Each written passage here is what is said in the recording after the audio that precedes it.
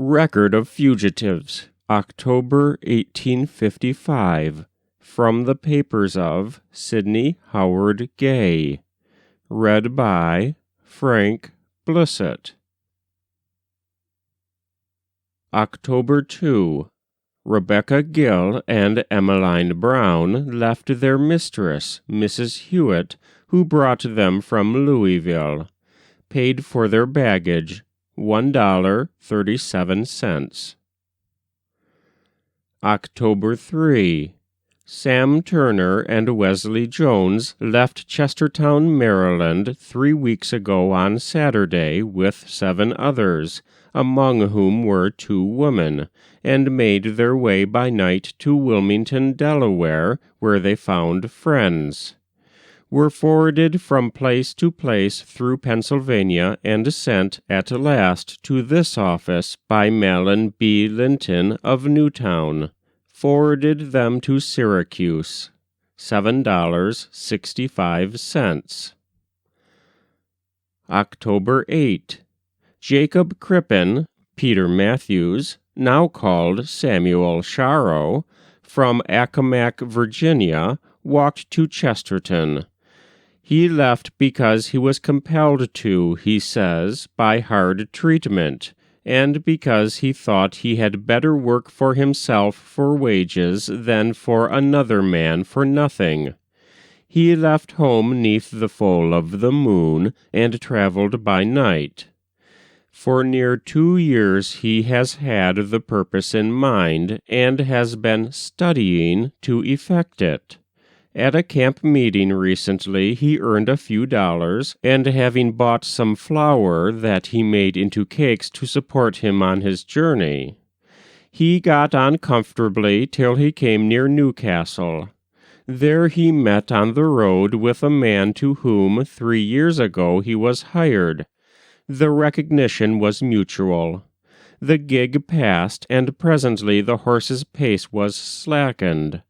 Samuel sprung over a gap in the hedge, ran a short distance, and hid himself in some bushes. He heard presently the horse returning, and then he saw the white man leap the hedge, search about, and heard him say, "God damn him, I seed him, and knowed him too." Samuel took to his heels and ran, he couldn't tell how fast. He soon reached a hill, and there rested. Before long he heard the baying of a hound. He watched him, and was satisfied he was on his trail. Again he ran. Presently he came near a house. He turned, and was soon near another. In a few moments afterward he found himself on the railroad, and in a small settlement. He ran a short distance, in sight from these houses, on the rail. Then he left it, and sprang into a sort of morass, and hid himself in the water and long grass. After leaving the hedge, saw he had crossed a run, or creek. From his hiding place he now saw that the dog had regained the trail on the hither side. He approached the farmhouse, but there another dog interfered with him. With the dog were 2 men with guns. One of them spoke to the master of the house, and said, "You don't join us in our hunt tonight," and something else which Samuel could not hear. The dog, bothered by the other, lost the trail, and returned to the creek. There he searched in every direction with the run for a long time. Then they went southwest of, and very near to him, to a swamp. All the time Samuel gave himself up for lost, but prayed to God that he would preserve him till night, when he could take care of himself. At length night came, and with great trepidation he left his hiding place wet and weary and dispirited. He went on with great caution, expecting to be watched, and soon reached Newcastle, and hid himself in a lumber yard, being alarmed at a man who ran when he saw him. But there his serious troubles ended. He soon left Newcastle behind him, and the rest of his journey was without molestation. He was a fortnight on the road from Virginia to Pennsylvania. Sent him to Syracuse, $3.80. October 13. William Thompson belonged to Charles Thompson of Richmond, Virginia. He wanted to be free, he says, and has wished to be for years. Once he attempted to escape about a year since, but was overtaken and carried back. His master treated him pretty well, gave him clothes and food enough, and sometimes money, but he was not satisfied to remain a slave. 3 weeks ago he was in his master's store, dry goods, for the afternoon, the porter being sick, when he was sent on an errand to near the wharves. He accidentally met with the cook of a vessel and entered into some talk with him, and soon came to an understanding.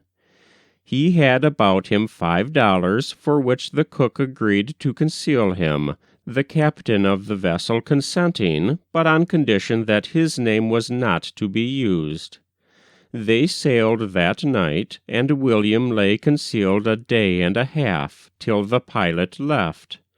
The captain put him ashore at Long Branch, telling him he was in a free state, and to make the best of his way to New York, first inquiring the way to the railroad.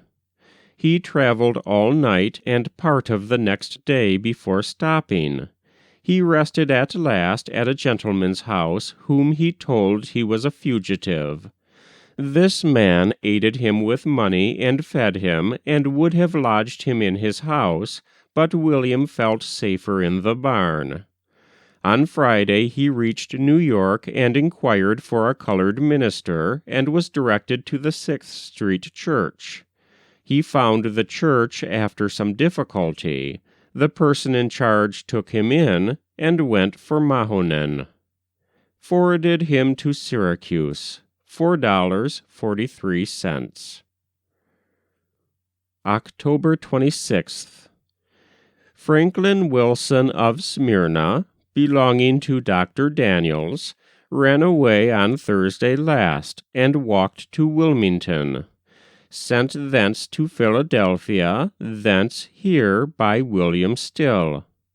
His master treated him badly, he says, in proof of which he has plenty of scars to show. He overheard his master chattering with a stranger for his sale, and as he had threatened to sell him because he attempted once before to escape, about a year since, he concluded to try it again. Sent him forward for Canada. Had no money. Paid for him $4. That was Record of Fugitives, October 1855, from the papers of Sidney Howard Gay. Read by Frank Blissett.